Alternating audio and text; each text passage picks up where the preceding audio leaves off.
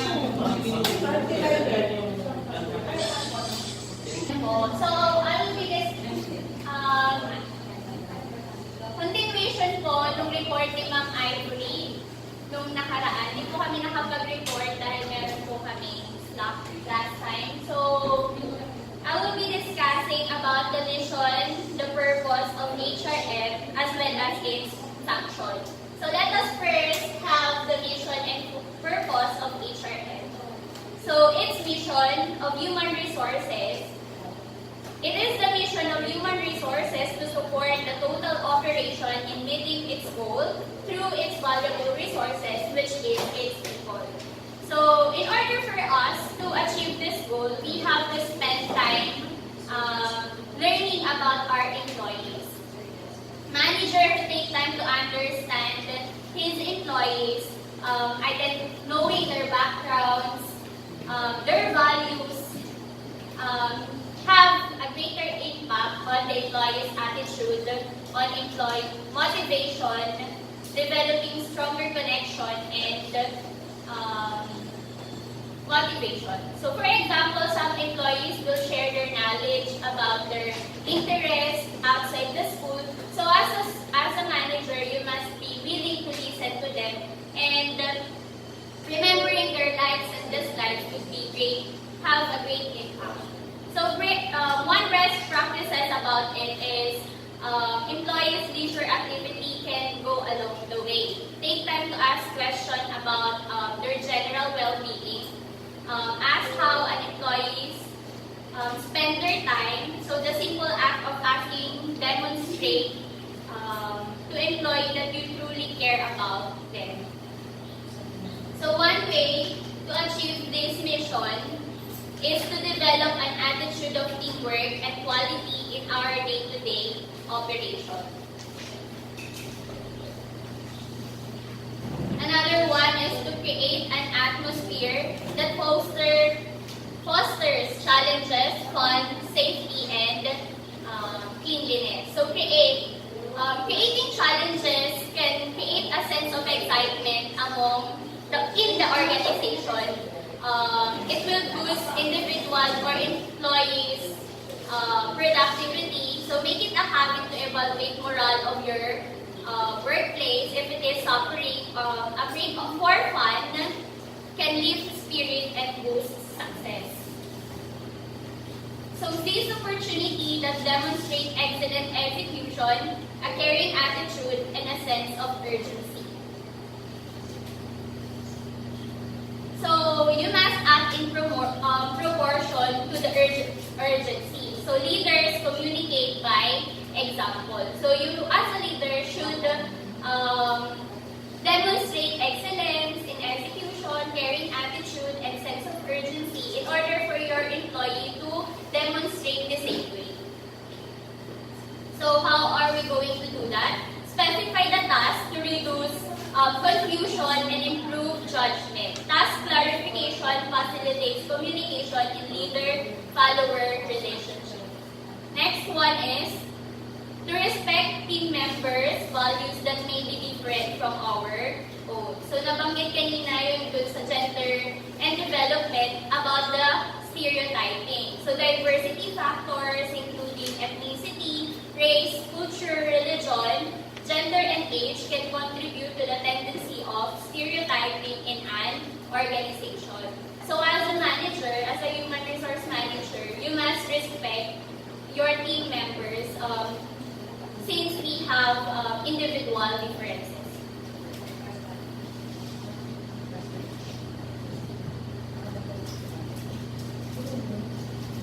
So another mission of HRM, it is the mission of human resource department to provide the following quality services to the employee. So what are those? So recruitment of qualified individuals. So I believe that we are employed because we are qualified. So training is one of the important factor in order for us to qualify or be employed. So training, development, and education to promote individual success and increase overall value to the organization. So improve employee through their performance through training. So employee who receives the necessary training is more able to perform their job. Improve employee satisfaction and morale. So yun yung nagiging reason kapag na-provide yung training or professional growth need nila. So the investment in training that the company or the institution or the organization makes shows employee that they are valued. Addressing weaknesses. So ito yung nagkakaroon ng assessment, increased innovation, ongoing training and upskilling of the workplace can encourage creativity. So kapag updated yung mga informations nila, mas nag-create ng innovation sa mga, nag-create sila ng innovation yung mga employee.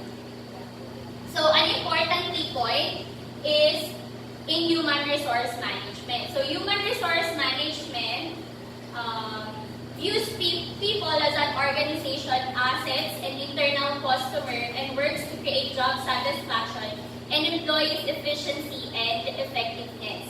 Another one, HRM concentrates on internal sources of competitive advantage. It regards people as an organization's most important asset. And lastly, the Department of Human Resource or HR communicates with employees and adopts the organization culture and structure to their needs. So now we shall proceed to the function of HRM. So the first function is recruitment and staffing. So in recruitment and staffing, this is one of the major functions of human resource management.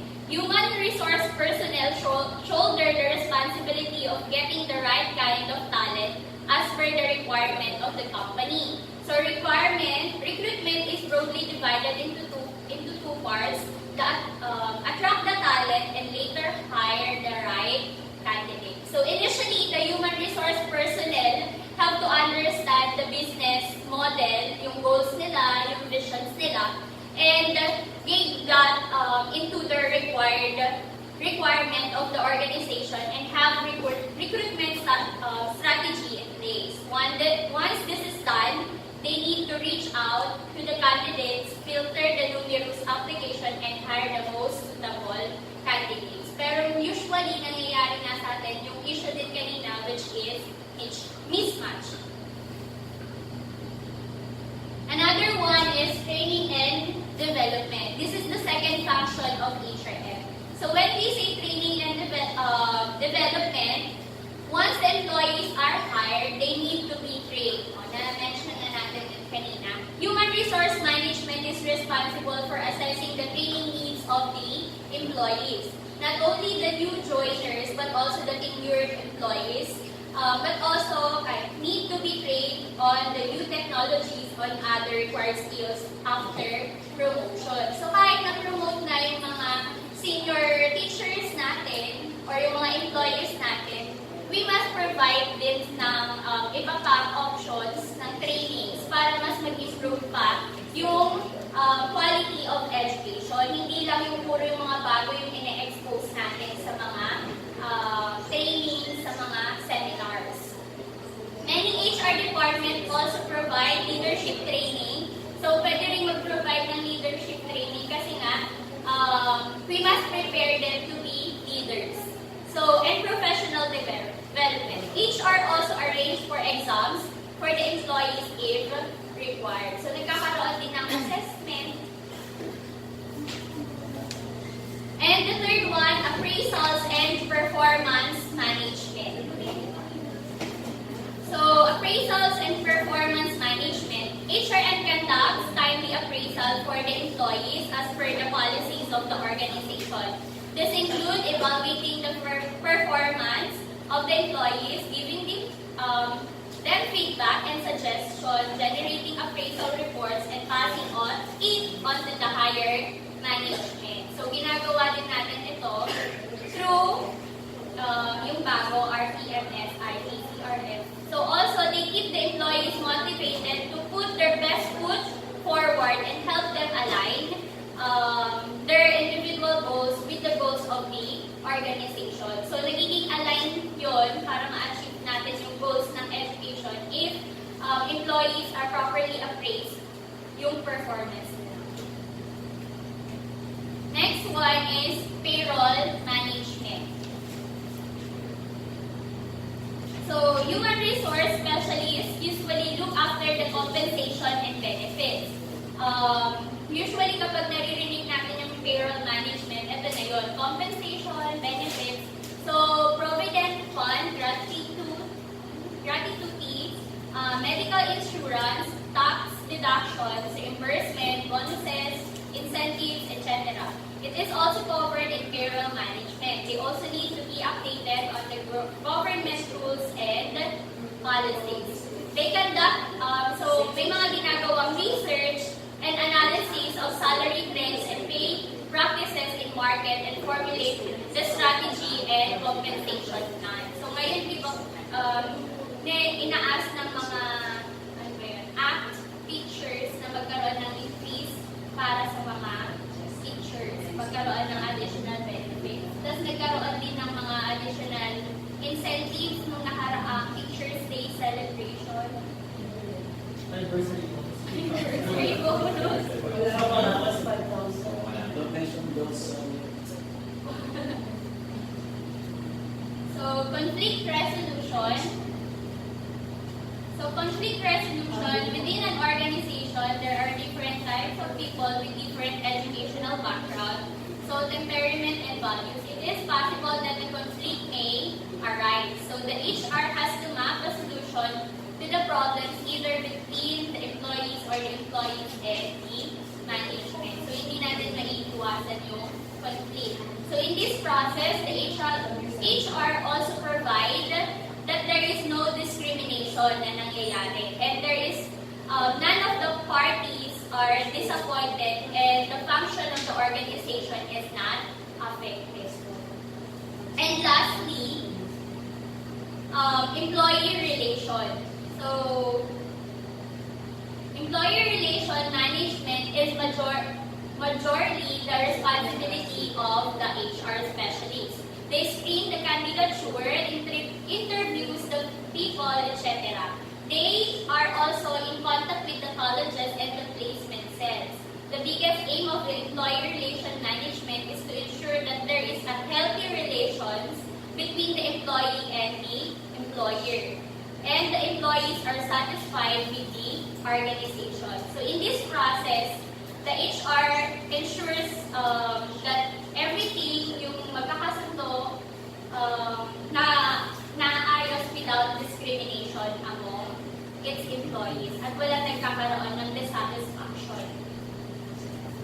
So I have here a summary of the contrast between old and modern concepts of administration and supervision. It was made by Dr. Hollis P. Allen, a professor of the College of Education, University of the Philippines. So yung nasa right side, ito yung modern, then yung nasa left is yung outmoded concepts ng administration. So yung first one is, so yung nasa baba, ito yung outmoded. So still makes decision, make decision by himself and issues the directives and edicts. Then yung modern naman, this administrator still make decision but with prior consultation with at least representative sample to those who are affected by the decision, prefers group discussion. So yun yung bago ngayon, yun yung trend. So, outmoded delegates few, if any, responsibilities to other, often meddles to subordinates and leaving uncertain and baffled. So, yung modern systematically delegates the responsibilities to others with commensurate authority to act. So, nagkakaroon ng empowerment yung mga employees to do responsibilities because it is properly delegated